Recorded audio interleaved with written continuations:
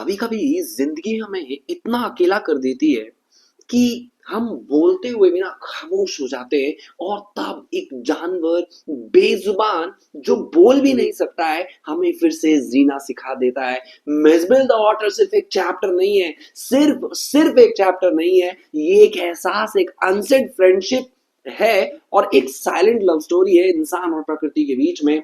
मिसबेल the story, मिसबिल the otter की story जो हम इस पर्टिकुलर वीडियो लेक्चर में सीखने वाले हैं, और पूरी की पूरी स्टोरी इतनी ज्यादा इंटेंस है कि कहीं ना कहीं हम भी इमोशनल हो जाएंगे। हाँ भाई, सच में एक एक रिश्ता ऐसा भी हो सकता है। तो स्टोरी को शुरू करने से पहले हम इसके सारे के सारे जो कैरेक्टर स्केचेस हैं वो देखने वाले हैं, जो आपको और भी ज्यादा एग्जामिनेशन के करीब लेकर जाएगा। एग्जामिनेशन में कैरेक्टर स्केचेस अगर आएंगे तो उसके बिहाफ पे आप आंसर जो है वो बहुत अच्छे से कर पाओगे। तो चलिए स्टार्ट करते हैं। सबसे पहला है हमारा नैरेटर का गेविन मैक्सवेल। और नैरेटर जो है वो हमारे बोलते हैं the narrator of the Mijbil the otter is sensitive and compassionate and adventurous person. ये बहुत ज्यादा कंपैशनेट है, सेंसिटिव है और एडवेंचरस है। He has a deep love for animals. जानवरों के इनके मन में बहुत ज्यादा प्यार है, which is evident from his decision, जो कि इनके डिसीजन से क्या है बहुत ज्यादा मतलब दिखते मतलब देखने को मिलता है। To adopt an otter after losing his pet. अपने पेट को खोने के बाद जो उनका पेशेंस होता है, डेडिकेशन होता है उस ऑटर के प्रति, वो बहुत ज्यादा देखने वाला होता है।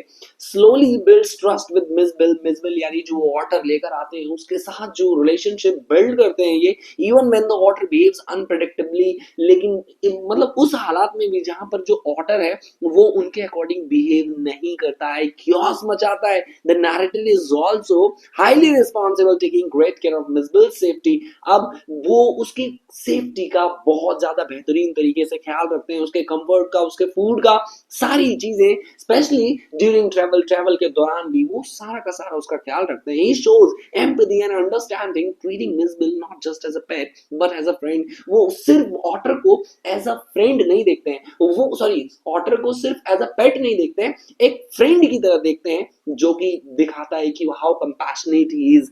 और a sense of curiosity, openness to new experiences makes him appreciate the beauty, intelligence and unique habits of otter।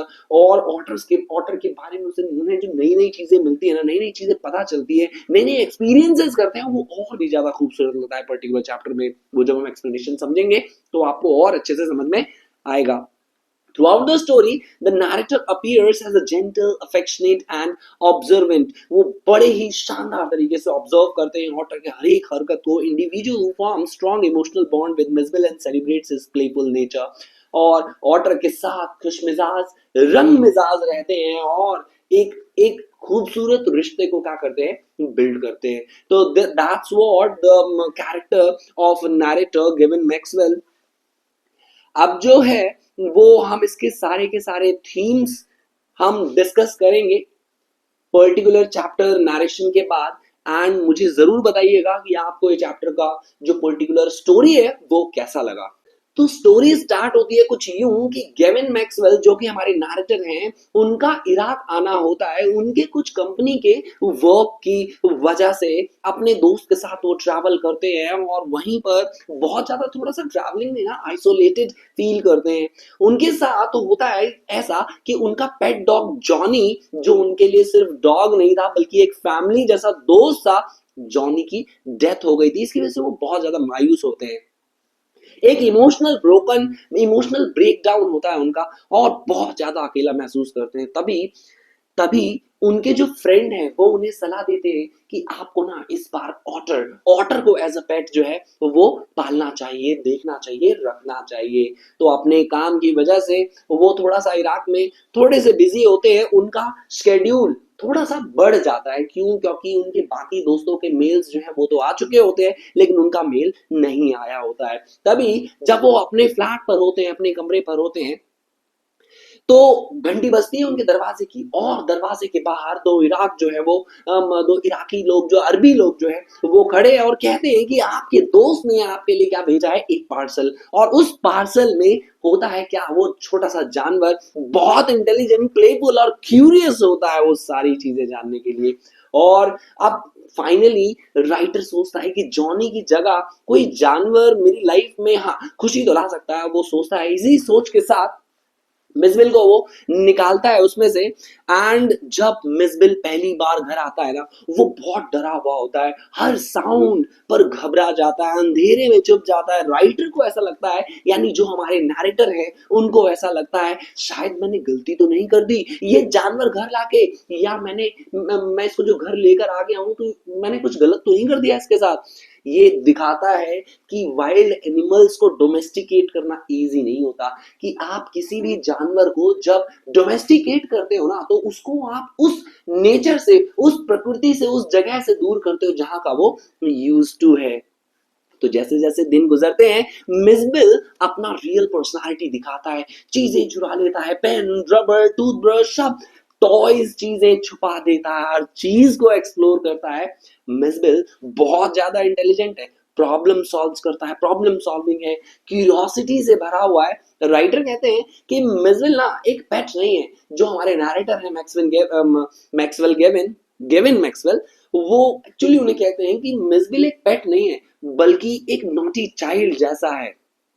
Otter होने के बावजूद भी मिसबिल पहले पानी से तो डरता है, लेकिन जैसे ही उसे पानी का टेस्ट मिलता है ना, वो पानी का दीवाना बन जाता है। और ये ऑटर बहुत ज्यादा प्लेफुल होते हैं, यानी पानी में आने के बाद इनका जो रंग होता है ना, वो अलग ही नजर आता है।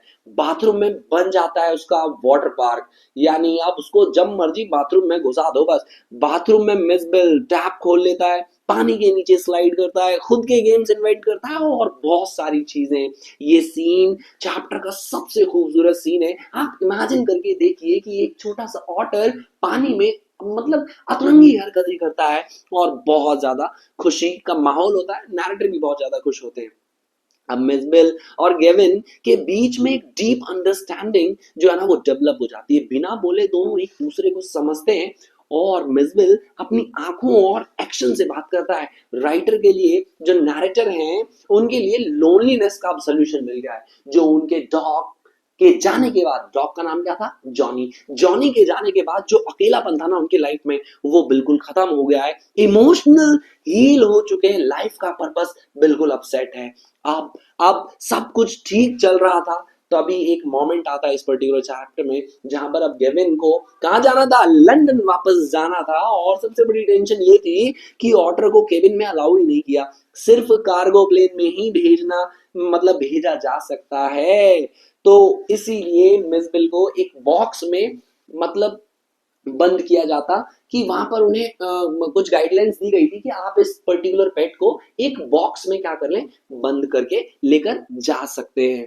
अब डायरेक्टली लंदन का जो फ्लाइट था वो नहीं मिला, तो नैरेटर ने पहले पेरिस और फिर पेरिस से लंदन की फ्लाइट जो है वो बुक की।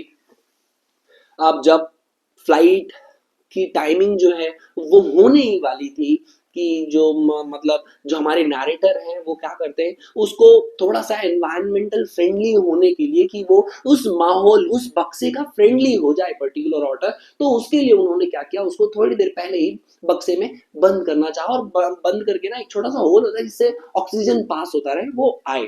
लेकिन कुछ ही टाइम में वो उसको काटने की, बाहर निकलने की कोशिश करता है, जिसकी वजह से उसका माउथ जो है ना वो ब्लडी हो जाता है, और इसकी वजह से नैरेटर बहुत ज्यादा चिंतित हो जाते हैं। ये दिखाता है कि वो कितने ज्यादा कंपैशनेट है, कितने ज्यादा इमोशनल है, कि उसको छोटी सी खरोंच आ गई, उसको चोट लग गया, तो कहीं ना कहीं दर्द जो है ना, कहीं ना कहीं वो जो मतलब मचलन जो है वो उनके दिल में हो गई है। अब वो उसको ट्रीट करते हैं और निकल पड़ते हैं फ्लाइट के लिए। अब फ्लाइट में पूरा का पूरा पैनिक जैसा सिचुएशन हो जाता है। पूछेंगे कैसे, तो जैसे ही वो बॉक्स को रखते हैं ना, उस बॉक्स में से ऑटर निकल के बाहर आ जाता है।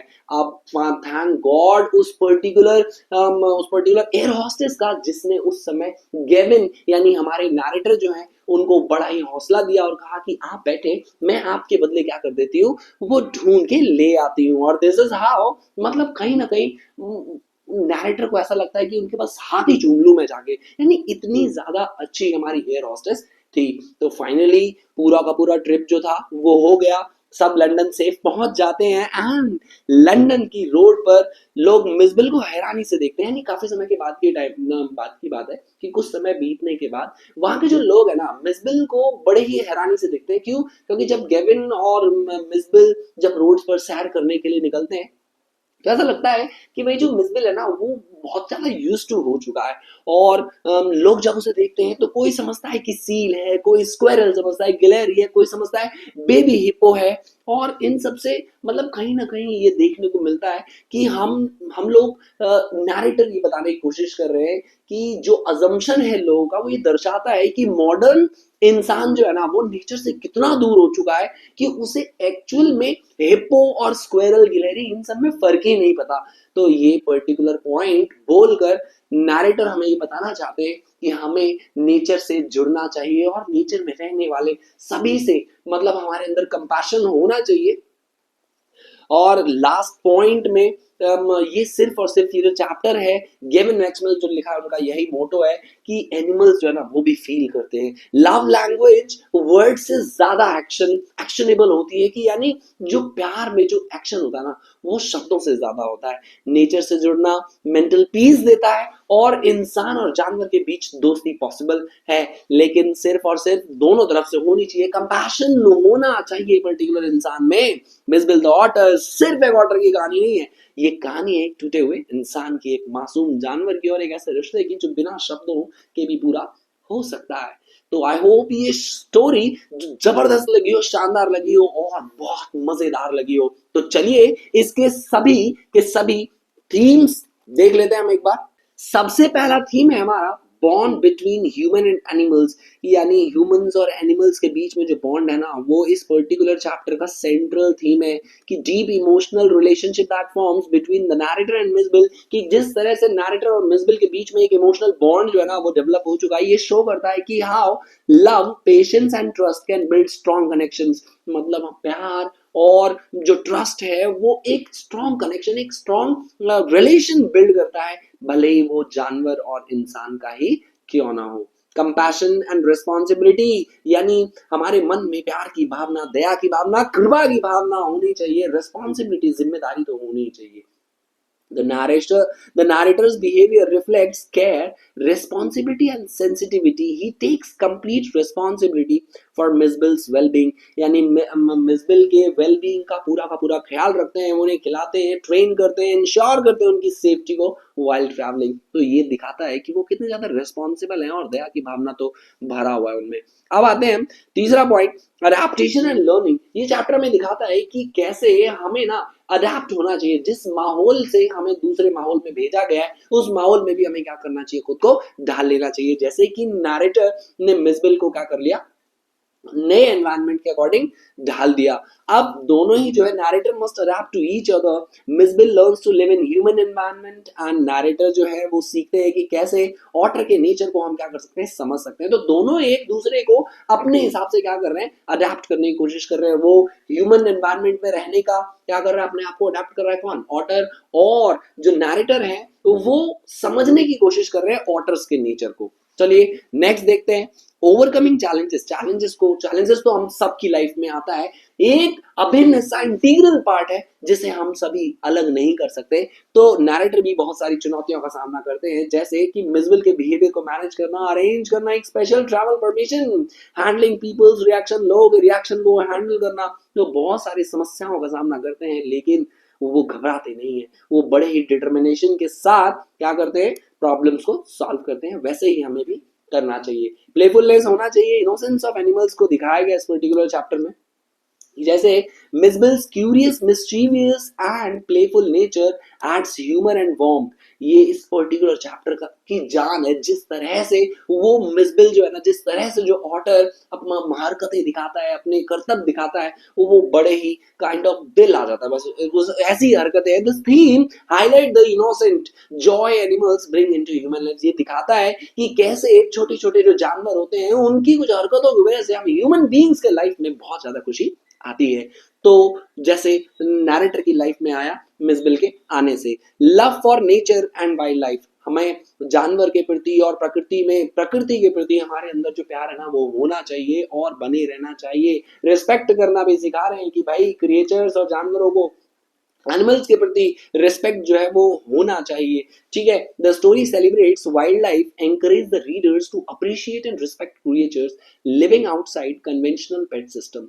It spreads awareness about the beauty of lesser known animals like otters, यानी अवेयरनेस जनरेट करना ऐसे जानवरों के प्रति जो लेसर नोन है, यानी जो वेल नोन नहीं है। तो आई होप ये सारे के सारे थीम्स जो है वो आपके क्लियर हो गए हैं।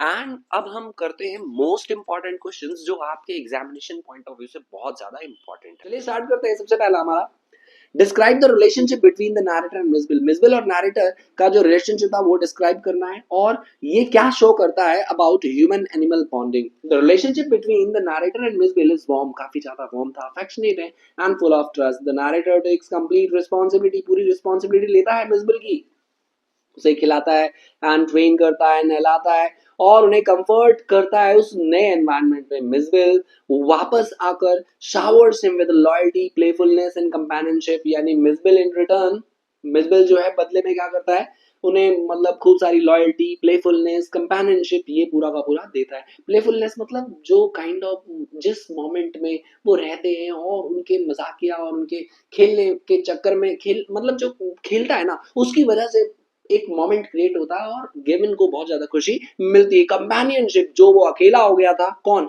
जो नैरेटर हमारे अकेले हो गए थे, अब इसके आ जाने की वजह से उन्हें कंपेनियन मिल गया। Their bond highlights that love, patience, उनका जो बॉन्ड है, उनकी उनकी जो उनका जो मतलब काइंड ऑफ जो रिलेशन है ना वो ये शो करता है कि कैसे लव और patience, understanding can build a deep connection even between जानवर और एक इंसान के बीच में भी जो लव, पेशेंस और अंडरस्टैंडिंग है वो एक बहुत deep connections, deep relationship create कर देता है। ये स्टोरी शो करता है कि animals respond positively to care and affection, जब उन्हें हम प्यार देते हैं ना तो वो भी क्या करते हैं, पॉजिटिवली रिस्पॉन्ड करते हैं। And strong emotional bonds can form when humans treats them with kindness, जब ह्यूमंस जो हैं जानवरों को काइंडनेस से, बड़े ही प्यार से, दया की भावना से, कृपा से, पैशनेट होकर क्या करते हैं, जब उन्हें प्यार लुटाते हैं ना तो वो भी क्या करते हैं, इन रिटर्न हमें देते हैं। तो ये हमारा पहला क्या हो गया, आंसर। अब आता है हमारा second one, which is how does the chapter promote. Chapter जो है वो कैसे कंपैशन टुवर्ड्स एनिमल्स को प्रमोट करता है और इलस्ट्रेट करे नैरेटर के एग्जांपल से। The chapter emphasizes that animals deserve care, love and respect. Animals जो हैं वो deserve करते हैं। The narrator shows compassion by adopting Misbel patiently, understanding his nature and adjusting to his behavior. उसके behavior को adjust करके he looks after वो सारी की सारी चीजें, मिसबिल के खाने को, सेफ्टी को, कंफर्ट, सारी चीजें, ट्रैवल के दौरान भी सारी चीजों का ध्यान रखता है। मिसबिल एज अ नॉट वो मिसबिल को एक वाइल्ड क्रिएचर की तरह ट्रीट नहीं करते हैं, ठीक है, बल्कि एक कंपेनियन की तरह ट्रीट करते हैं। काइंडनेस, उनकी जो दया की भावना है वो हेल्प करती है मिसबिल ट्रस्ट हिम फुली, ताकि मिसबिल जो है ना वो ट्रस्ट कर सके, क्योंकि जानवर भी कहीं ना कहीं शब्द ना समझ पाए लेकिन भावनाओं को, इमोशंस को तो समझते जरूर है। Through their bond the chapter teaches, अभी चैप्टर टीच कर बताता है, हमें सिखाता है रीडर्स को, the treat animals with empathy and humanity, कि हमें भी मतलब जानवरों को बड़े ही संयमता से, सज्जनता से, कृपा की भावना से, दया की भावना से क्या करना चाहिए, उन्हें ट्रीट करना चाहिए। The story is humorous, story जो है ना वो ह्यूमरस है लेकिन फिर भी इमोशनल है। कैसे, स्टोरी में हर जगह मजाक है लेकिन फिर भी वो बहुत ज्यादा इमोशनल है। कैसे, कहीं ना कहीं story contains humour in Mijbil's mischievous acts में, जो मिसबिल की जो शैतानियां होती है ना उसकी वजह से बड़ा ही मजा आता है मतलब देखकर। रनिंग वाइल्डली, इधर उधर भागना, जगलिंग करना बॉल के साथ, और बॉक्स से निकलकर भाग जाना, surprising people mistook him for strange animal, और वो जंगल जंगल कह रहा हूँ, लंदन की गलियों में जब लोग उसे क्या करते हैं, अलग अलग नाम से पुकारते हैं या अलग अलग चीज समझते हैं, तो कहीं ना कहीं ये सब सारी चीजें ह्यूमर जो है ना वो क्रिएट करती है। लेकिन फिर भी इन सभी मोमेंट्स के पीछे एक नैरेटर का डीप अफेक्शन दिखाया गया है, कंसर्न दिखाया गया है, चिंता दिखाया गया है, and companionship and warmth and emotional depth. Thus the story beautifully blends humor and heartfelt moment. ऐसे ही कुछ मोमेंट्स जिससे हम सभी क्या हो जाते हैं, इमोशनल हो जाते हैं, तो वो मोमेंट शेयर किए गए हैं जिसकी वजह से ये ह्यूमरस तो है ही लेकिन इमोशनल भी है। Love can change behaviour, explain with reference. जो प्यार है ना वो हमारे बिहेवियर को भी चेंज कर देता है। भले ही हम ऑड बिहेव करें सबसे पहले, लेकिन जैसे जैसे हमें प्यार मिलता है, हमें उस इंसान से प्यार मिलता है, तो कहीं ना कहीं हमारा बिहेवियर जो है ना उसके प्रति चेंज हो जाता है। The story beautifully illustrates how love can transform behaviour, कि बिहेवियर को भी ट्रांसफॉर्म कर सकता है लव। की कोई अगर हमें प्यार नहीं करता, लेकिन हमारा प्यार अगर शिद्दत वाला प्यार है ना, अगर हम सच्चे मन से प्यार करते हैं, तो कहीं ना कहीं एक ऐसा समय आता है जब उसका उसका एक कोल्ड बिहेवियर भी क्या बदल जाता है, प्यार में बदल जाता है। मिसविल अराइव्स एज नर्वस, बड़ा ही नर्वस होके आया हुआ था, कंफ्यूज था creature who has lost his familiar surrounding, जो अपने फेमिलियर सराउंडिंग से दूर आ गया था, यानी जैसे जिस माहौल में वो रहता है उस माहौल से दूर आ गया था। तो कहीं ना कहीं उसको थोड़ा सा वो बहुत ज्यादा नर्वस था। पहले तो वो चुपता था, पैनिक करता था, बिहेव्स अनप्रेडिक्टेबली अनप्रेडिक्टेबली बिहेव करता था, लेकिन नैरेटर ने उसे जिस पेशेंस के साथ पाला, जिस जेंटलनेस के साथ उसके साथ बिहेव किया, अफेक्शन के साथ प्यार दिया, gradually Mijbil begins to trust him. तो मिसबिल ने क्या करना स्टार्ट कर दिया, ट्रस्ट करना स्टार्ट कर दिया। Love changes Mijbil's behaviour completely, love ने क्या कर दिया, प्यार ने मिसबिल के बिहेवियर को कंप्लीटली चेंज कर दिया। ही बिकम्स प्लेफुल, वो बहुत ज्यादा प्लेफुल बन जाता है, कॉन्फिडेंट हो जाता है, एक्सप्रेसिव हो जाता है, नए नए गेम्स इन्वेंट करता है, मतलब बहुत अच्छे तरीके से स्विम करता है, इंटरेक्ट विद नरेटर, नरेटर के साथ इंटरेक्ट करता है, और उसके आसपास ही मतलब घूमता फिरता रहता है। अब उसका डर जो था ना वो बिल्कुल गायब हो गया था, और डर को गायब सिर्फ और सिर्फ आपका प्यार ही कर सकता है। जब आपके होने से किसी को डर ना लगे, आपके होने से ना वो सेफ्टी फील करे, वो पर्टिकुलर पर्सन या कोई भी जानवर, तो कहीं ना कहीं इसका मतलब समझ जाना चाहिए कि वो आपसे बहुत बेहतरीन तरीके से प्यार करता है। And similarly the narrator becomes more responsible, इसी प्रकार से मतलब नैरेटर जो है ना वो भी बहुत ज्यादा क्या हो जाते हैं, रिस्पॉन्सिबल और केयरिंग हो जाते हैं, किसके प्रति, मिसबिल के प्रति। Mijbil's innocence brings out his nurturing side and teaches him patience, और कहीं ना कहीं मिसबिल के उस पर्टिकुलर बिहेवियर ने कहीं ना कहीं नैरेटर को भी बहुत ज्यादा पेशेंट बना दिया, बहुत ज्यादा एक उनका नर्चरिंग साइड को क्या किया है, रिवील किया है। दस इस प्रकार से प्यार जो है ना वो हमेशा क्या करता है, ह्यूमंस हो या जानवर हो, उनको कहीं ना कहीं मतलब अटैच होने के लिए मजबूर कर देता है, और बिहेवियर चेंज करने के लिए मजबूर कर देता है। तो ये क्वेश्चन जबरदस्त आपको लगा हो। एंड चलिए अब अगला देखते हैं। How does the narrator's personality contribute to development of the story, यानी स्टोरी के डेवलपमेंट में नैरेटर की पर्सनालिटी किस तरह से कंट्रीब्यूट करती है। सबसे पहले personality is central to story's progress, उसकी curiosity leads him to adopt an otter, एक ऑटर को अडॉप्ट करने में उनकी क्यूरियोसिटी आती है सबसे पहले, और यही फाउंडेशन बनता है पूरे के पूरे स्टोरी का। और उनका जो पेशेंस है, काइंडनेस है, सेंस ऑफ रिस्पॉन्सिबिलिटी है, इन्फ्लुएंस करती है मिसबिल के ट्रांसफॉर्मेशन को। और जो मिसबिल पहले डरपोक था, डरा हुआ था, भयभीत था, वो बहुत ज्यादा क्या हो जाता है, एक लविंग कंपेनियन के रूप में सामने आता है। उसका जो उनका जो नेचर है, ऑब्जर्वेंट नेचर है, कि वो हर चीज को ऑब्जर्व करते हैं, क्या चल रहा है क्या नहीं चल रहा, कि मिसबिल की छोटी छोटी जरूरतें, छोटी छोटी जो आदतें हैं उसकी, उसको फॉलो करते हैं, देखते हैं, और उसको नर्चर करते हैं। During stressful moments such as the airline rules he escaped during the flight, his calmness prevents chaos and keeps Mijbil safe. उनका जो कामनेस है उसी चीज ने मिसबिल को सेफ रखा और उस chaos से दूर किया। His emotional depth brings warmth to the story while his humor and acceptance of inconvenience add charm, यानी कहीं ना कहीं उन्होंने बहुत सारी ऐसी चीजें दिखाई कि मुश्किल के क्षणों में भी हमें क्या रहना चाहिए, काम रहना चाहिए, और हमारा जो कंपोजर है उसको शांत रखना चाहिए, संतुलित रखना चाहिए, और बड़े अच्छे से हमें काम करना चाहिए। और इसी तरीके ने क्या किया, इस पर्टिकुलर स्टोरी में चार्म जो है वो एड ऑन कर दिया है। बिना नैरेटर के कंपैशनेट पर्सनालिटी, यानी अगर उनका पर्सनालिटी कंपैशनेट नहीं होता ना, story would lose its heart and message, story में वो मैसेज जो है ना वो अच्छे तरीके से नहीं मिल पाता। तो चलिए इसका लास्ट क्वेश्चन देखते हैं हम, और आई होप ये स्टोरी बहुत ज्यादा अच्छे तरीके से आपको आ रही हो। How does the narrator's personality contribute to development of the story, यानी नैरेटर के पर्सनालिटी ने किस तरह से, ये तो आई थिंक सेम क्वेश्चन हो गया। तो ओवरऑल 5 क्वेश्चंस आप समझे, और इस चीज को बिल्कुल जबरदस्त तरीके से काम करना स्टार्ट करें, और स्टोरी बहुत अच्छी लगी हो आपको, आई होप एक्सप्लेनेशन बहुत अच्छा लगा हो। एंड जो भी पर्टिकुलर आपके क्वेश्चंस हैं वो आप मुझे कमेंट में जरूर कर सकते हैं, पूछ सकते हैं। I don't think so that कि इसके बाद आपको कोई भी डाउट आया होगा। तो मिलते हैं हम लोग नेक्स्ट वीडियो में, एंड प्लीज डू कमेंट कि ये वीडियो आपको कैसी लगी।